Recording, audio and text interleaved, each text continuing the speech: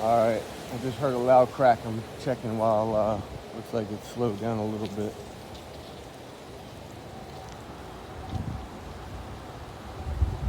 What?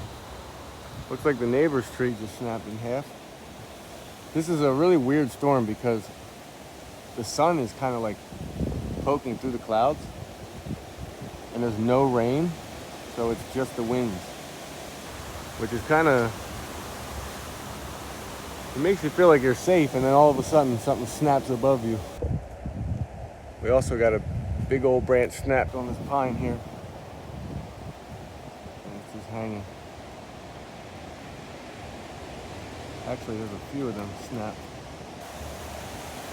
Some more branches down. Oh, I hope my llama will make it. Thank God for the nature grass.